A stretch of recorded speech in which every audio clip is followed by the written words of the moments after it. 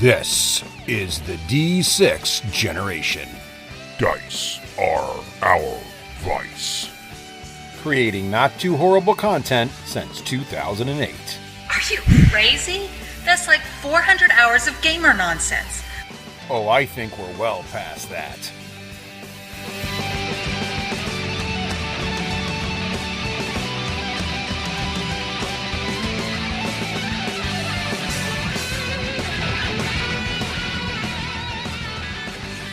Good morning, good afternoon, good day, good evening. You're listening to Raef, Hollywood, Granger, and another D6G pip. All right, we're going to do a Hollywood Minute, which those of you who've been listening for years knows goes on for way more than just 1 minute. But we're going to keep to that title. Okay, I'd like to share with you my recent experience being the Dungeon Master for the Wrath and Glory game system. And I want to say it is a fantastic game system, and I didn't want to like it. It is produced by Cubicle 7, I do believe, and what happened was it's fall in New England right now as I record this, and somehow fall in the breezy weather triggers my Dungeons and Dragons itch that I like to scratch. And I believe that's because I have very fond memories. I used to go up to a cabin in Canada, and we would go with another family, my family's friends, and we would go up there, and me and their son, David, we would just play Dungeons and Dragons. Now, when I say Dungeons and Dragons, we didn't really ever play because it was just two people. We just didn't know how to do that. But what we would do is world build or make characters. And so I have these very fond memories of the wind blowing, being in this cabin, hearing the water lap against the stones, and just building characters, hour after hour after hour. Now, you guys have to remember, when I was a young boy, there was no anything. There was, certainly where we were, there was electricity for lights and a radio, but there certainly wasn't any computers, laptops, iPads, nothing. So after you were done fishing and running around and playing catching snakes, which I used to do all the time, you had nothing to do, so you did this. You read or you did create characters. And so what happens is once fall comes to New England and the wind starts to blow, I have these great desires to be inside with the windows open and have the wind blowing around. So I don't know, it's weird. What's really interesting too is my youngest daughter shares that. She just loves it as well. So I guess we're made of the same cloth. Although she doesn't do character building and world building, she loves the wind as well. So I was like, oh, and of course it's my birthday month in September. And so what typically happens with our game group is we have what we call games days, and I typically would have role-playing games days. I have this very fond memory of running a Dark Heresy campaign. This is with Dark Heresy number 1, version 1, the Fantasy Flight Games version, way back when. I ran this great campaign, and it was very narrative, and just had a blast. And I was really prepared as a dungeon master back then, and it came out really well. And so I was like, oh, I want to revisit that. So I went down the Dark Heresy rabbit hole. And the reason why I like Dark Heresy, by the way, is I love playing the weedy, 0 to 1 level character, the character that's not a Space Marine. As a matter of fact, I'm terrible at running Space Marine campaigns because for a different birthday, I did do a Space Marine campaign, and it's like a big giant joke to this day. And for some bizarre reason, I was like, well, no, I've got to give them some sort of limitations. And so this world that they were on was like really deadly and could pierce Space Marine armor and all this stuff that I created. And I got a little lost in the skill tests, and I think there was like a rocky terrain feature, and I think it was Dave's Space Marine just kept failing the skill tests, and so couldn't make it up the rocky terrain. And they were kind to just do the adventure, but then at the end, Dave shared with me, he's like, I asked for feedback. He's like, yeah, that wasn't fun at all. He's like, the fun at being, and I didn't take that as criticism. I appreciated it. he wasn't being trying to be hurtful or anything. It was like, he's like, hey, we're supposed to be superheroes. We're supposed to be superhuman. We're supposed to be super strong and just mow down mobs of enemies. And I was like, of course you are. I totally bungled it, but it was hilarious. I tried to make basically, Imperial servants out of Space Marines and just totally bungled it. So, but it was a good learning curve for me, especially regarding the skill tests too. Because that comes into play later. And so I went down this dark heresy, a dark rabbit hole, not dark hole, but rabbit hole, and just got my book out. And one thing I learned was, I guess the version 2 versions of the books, which I own a bunch of them, are worth quite a bit of money on the open market. I guess they're worth about $250. And I was like, wow, I'm keeping my books. I'm not looking to sell them because I just love them for the lore and the memories. But I also was hesitant as I was doing my research. I was like, why don't they just make a D20 version? I can't get into the D100 system for multiple reasons. Here's reason number one. I warn you right now, this is a deep Raef style rabbit hole on the Dark Heresy / 40K role playing universe. And so, maybe pause right now and go listen to Russ or Craig or another podcast, because it could really be boring, but it's interesting to me. So the D100, for some reason, I don't get excited about rolling 2 dice when my weapon skill's 46. I'm just like, I don't know. I'm so ingrained into me of rolling a D20 and that excitement of rolling a 16 and adding my bonus. I got an 18 and I hit, woo! And I know what it means when my armor class is 18 and I'm all strong and plate armor with a shield +2. Woo, I'm armor class 20. I don't know. It's just like there's something exciting about rolling a 20. It reminds me of being at the craps table. I love playing the game of craps at casinos. So maybe I'll do a podcast on that. I love teaching people how to play craps because so many people teach craps. Little rant here. So many people teach people craps by like teaching them the statistics and the odds. That has nothing to do with how you play the game or understanding what the board is. If you walk up to a craps table and you see it and you see people playing it, it could be quite confusing. And it's actually a very simple game. But enough on that. We'll do that another time. Okay, so I just don't get excited about rolling 2 dice and then go, woohoo, I hit. And then, the D100 system is wonky when you start to add in all the different percentages to your skills that your skills give you, then your weapon gives you.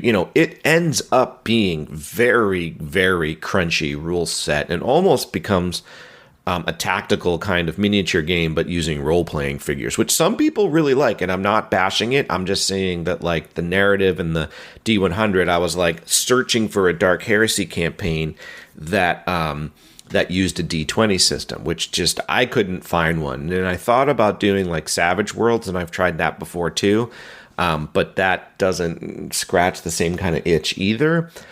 So I did come across Wrath and Glory and how they kind of picked up the banner of the 40K universe and had written these role-playing games. But then I saw it was D6s, and I was like, I don't want to do that. I was thinking maybe, and it had a sort of narrative component where you roll one die tells the narrative story, and I had tried that with the different systems. And what's that system that Fantasy Flight game put out there too, again, where you would roll all these dice? It was like a 12-sided and a 6-sided and 8-sided, but it had all sorts of icons on it, and there was like some kind of narrative thing to it. So I was like, I never know how to do that. So I kind of skipped over that really quickly, and then I just kept trying to find a D20 based system or a conversion or something.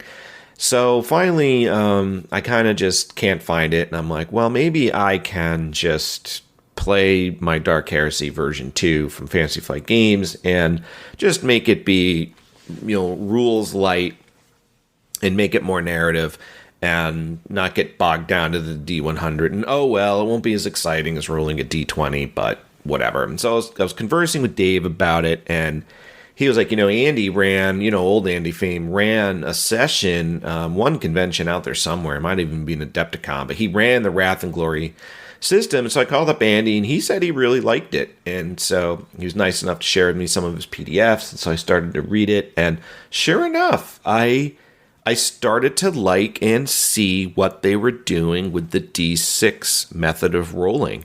Now, I'm no rules expert, right? If Russ were on here and played Wrath and Glory, he could break down the exact mechanics. So if you're wondering, like, what is this D6 mechanic Raef's talking about? But basically what you do is you create this pool of dice. So let's say that your strength is a 3 because you base it on a D6, and and then you have a skill of weapon combat. I'm totally making this up. So you roll 3 dice for your strength, and then you pick a dice because of your weapon skill. You have 4 dice, and then there's a test. In the GM creates a test level. Let's say the success level is 2. You just have to roll 4, 5, or 6. That counts as a success. And you've got your pool of 4 dice. So the object is to kind of get bigger pools of dice to make it easier to succeed as you get better. And you roll that, and however many successes you get, you can hit with your sword, so to speak. And it was easy to construct the dice pools when playing. It was understandable, and since I like rolling d6s when playing the miniature game, felt like that. It was fun. There's a boosting mechanic in there. There's a way to like take your 6s and they can count as double successes, which is exciting. So that gives you that D20 feel of when you roll a D20. There's things you can do with your 6s to create basically like an inspiration points. There's inspiration points, so I like that too because it allows the hero to swing the narrative and become the hero of the story. It had a lot of features that I really liked, and there's that complication dice too. So that one dice, they call it the Wrath die. If you get a 6, awesome stuff happens, and if you get a 1, a complication happens. But what I liked is this particular book goes into explaining complications don't always have to be that you don't succeed. So they give an example, like if you're a pilot and you're trying to pilot this land speeder and you roll a complication, it's not that the car doesn't start up, but it might start up, make a loud bang, and then attract the attention of the local Arbites or something like that. So it's like I think the rule book calls it a success. Especially if you succeed on your dice pool but roll the complication, they call it like a success with a yes, but. You succeed, but this happens. So it's really kind of neat. Very narrative. Talks about how the game is narrative. You can boil it down to make it crunchy. The rules are there for that, like meaning grid-based combat, but also allows the theater of the mind type of combat, setting the scene and so on and so forth. So as I started to read this rule set, I said to myself, ooh, this is exciting. I want to do this. And so I got the very first adventure, which is called Graveyard Shift. You start out as 0 level or 1 level character. They do tiers. It's tier 1. So I like that too. You buy one rule book and you can play, a inquisitorial acolyte level character all the way up to tier 4, which would be a super high level, space marine or tech marine, or they do have an orc character in there, and they do have an Eldar character in there. We did just all humans. And so, so the one main rulebook, Wrath and Glory, enables you to play tiers 1 through 4. And it just, I guess you just do that through the difficulty of the tests. But we did tier 1, which is what I wanted to do, and had super fun. So the players were Dave, Ian, Andy, and Stino. I wanted to have a small group, and I also reached out to Russ for the local people here, and I said, ooh, it'd be fun to do Joe, John, Craig, and Russ. And of course, Seppi's not local here, so just keep it local. And I just did a one-off. We just did, I think, like a 6-hour day, and it was really fun. So I kind of wanted to go through that a little bit of how I prepped and what I wanted to do. So first thing I did was, again, I kind of wanted to keep to the narrative style. So the first thing I did, so this is kind of how to prep as a game master, part 4. Russ and I like to talk about this stuff. I read the module. And then I read it a second time, and then I read it a third time. Now, the module is only like 12 pages, like 6 pages front and back with a lot of pictures and stuff. But even just reading it over a 2-week period, like about 4 separate times, just reading it, it was super helpful. It really allowed me to infuse who the main character was, all the main characters. So then what I did was I went through and hit a highlighter, stuff that I just wanted to remember as the game master. And I really wanted to breathe life into these NPCs. So I stole a page from Russ's rulebook, and I'm sure other good DMs out there, where on my drives to work or going between places, I would ruminate, who is Inquisitor Mendax? I'm not going to do, there might be spoilers. So I'm going to talk about graveyard shifts. If you think you want to run it or be part of it, maybe you want to pause this and then come back to it. I'll try to do it without spoilers, but I'm not going to make any promises. I would think, who is Inquisitor Mendax more than just her physical description? What is she like? How if the characters try to strong arm her, how is she going to react? If the characters try to sweet talk her, how is she going to react? Is she more truthful? Does she more lie? Does she more manipulate? Does she more try to charm? And they give you nuggets of that in there, but I fleshed her out in my mind to try to make her, what would she do in different situations? And then I even got an index card, and I just kind of made up her different traits, which 9/10 of it were right in the, when I say personality traits, right in the book. But then I gave her a quirk that wasn't in the book. I forget what her quirk was. It might have been like quick to anger, seems very grandmotherly, but then quick to anger, something like that. And that, again, I didn't even have to use that when we played. It never came up, but it made her more 3-dimensional. Because I find that's my weakest link when playing, is I don't exactly know how to act out the different NPCs. I can do voices really well, but I don't exactly know how to get them to react in a way that would be real. So that was really fun. And then there was like 3 or 4 other sub-main characters, and I did the same thing. I'd go back through, I'd highlight what their traits were, then I transposed them over to an index card, wrote down what their traits were, and gave them a quirk. And that, to me, just breathed a lot more life into the system. The other goal for myself was to keep the adventure simple. I always have this tendency to read what the characters are supposed to do and the little puzzle or the little clue that they're supposed to get. I read that and I go, oh my gosh, that's so easy. I then have a tendency to make it more difficult, and then the characters are scratching their head. So I said, do not make it more difficult. If it's simply like they have to go up to the librarian and they just have to ask her the question they want to ask her, again, try and talk without spoilers, and then she gives the answer. Just leave it like that. Don't make it a difficult test. Don't make them have to jump through hoops. And sure enough, it just was fun, because they kind of went to point A and to point B and to point C. And the very first adventure is pretty much on rails. It really tells the characters where to go. But being on the other side of that as a character, it's fun to advance through the story, right? You don't want to hit every decision point and be totally confused. So I thought that was really fun. Ooh, the other thing that the rule book recommends, this was brilliant. Before you start playing, it recommends, and actually is a rule, that you create what's called a framework. And so we did session 0 where we built characters even before we played, and I had them come up with their framework, including advising them that they're gonna want a character, each one, to sort of have a specialty in some kind of skill sets, and I laid out what that would be. They'd want to have a face or a character that's really good interacting with people. They're going to want to have a person that can interact with tech. They're going to want to have a person that can be stealthy. They can have a person that is combat heavy, and a couple other stereotypical or archetypal role-playing character skill sets. And I loved that was part of the framework, to let them know what they would need to be prepared for. I also, when I run a campaign, I don't want the more wizardy type of character. So let's say that somebody wants to be a scribe, as a Dark Heresy scribe, but it's like, well, then if there is a combat mission that they can't do anything. And this game does a great job that everybody can participate, succeed, and not crumple like a paper doll in combat. Now, if you built an Imperial Guard character, yeah, you are going to have more combat-based abilities. And so the person who wants to be more combat skill-focused can be, which I thought was neat, that they but the scribe can also be the scribe and have the let's say historical or more scholarly tests that need to be passed and succeed, but also not crumple at the first sign of some kind of combat.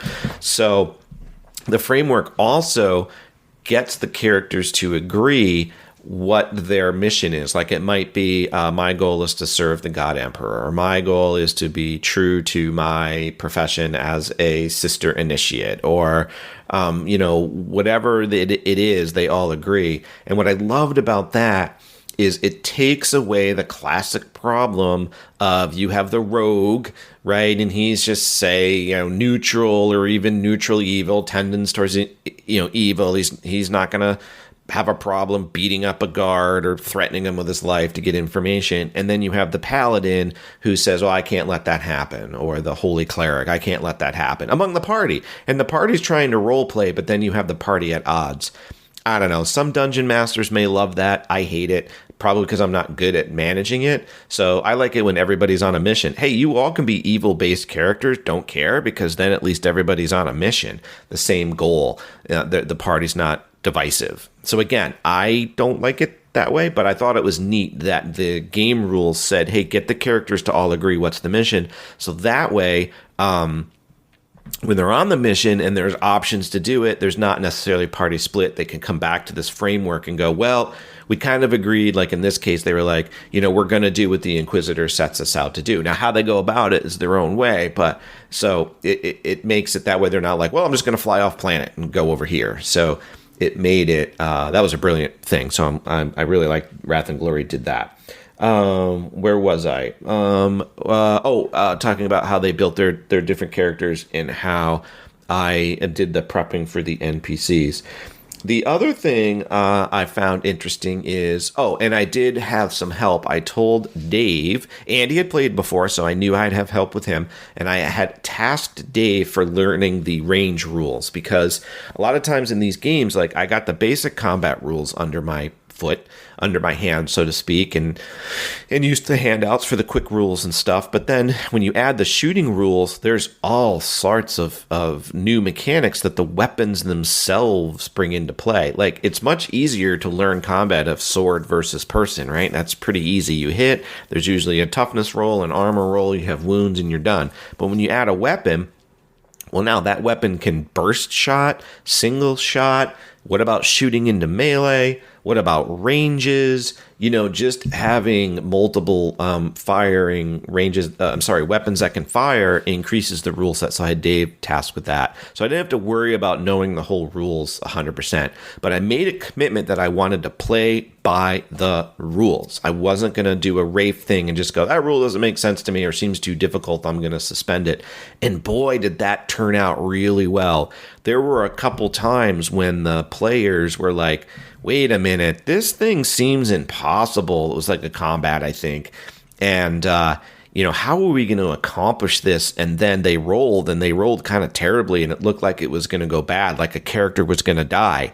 But then I just stuck to it. I'm like, well, the rules are pretty clear and we did it right. So let's just see what happens.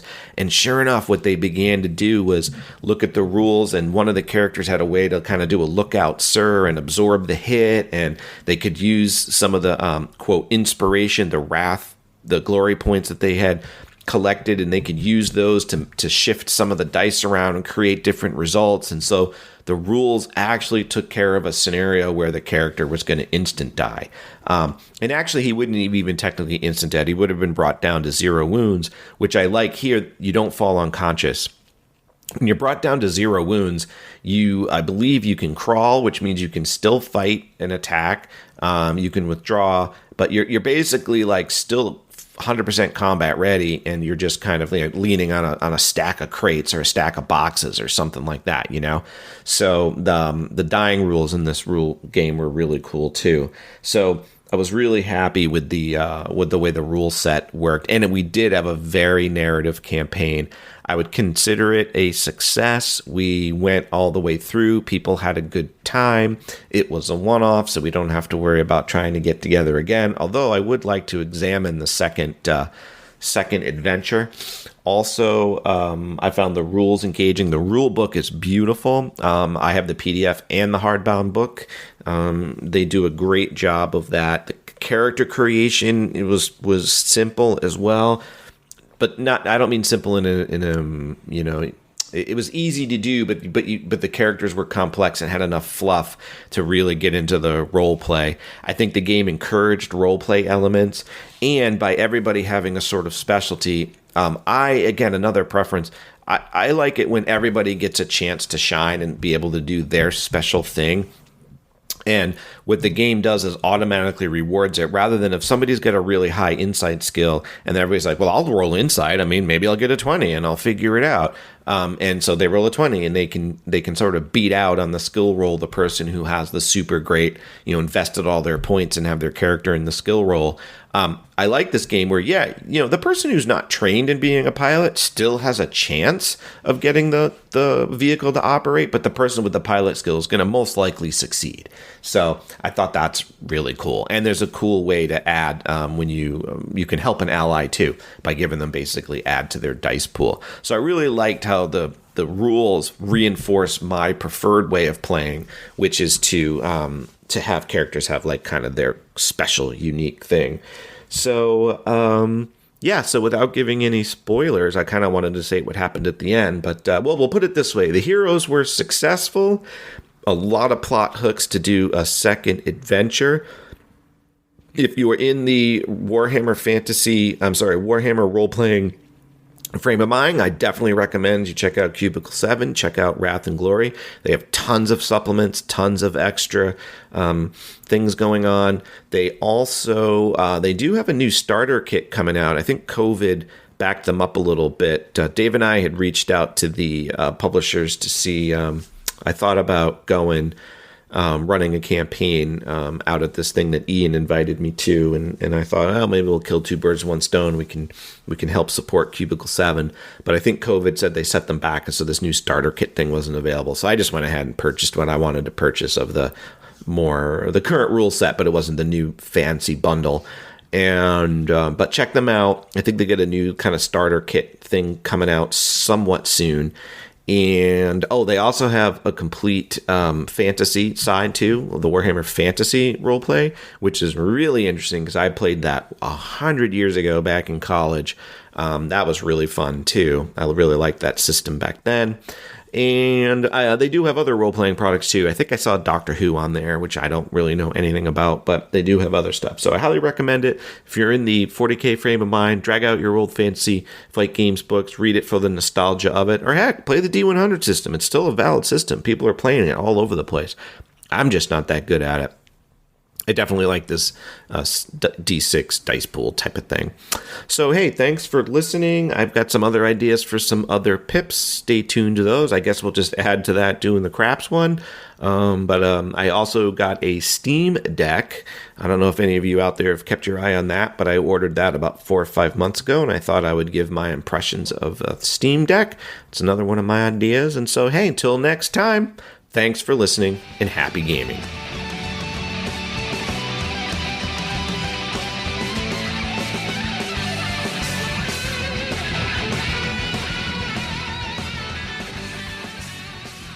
Achievement unlocked!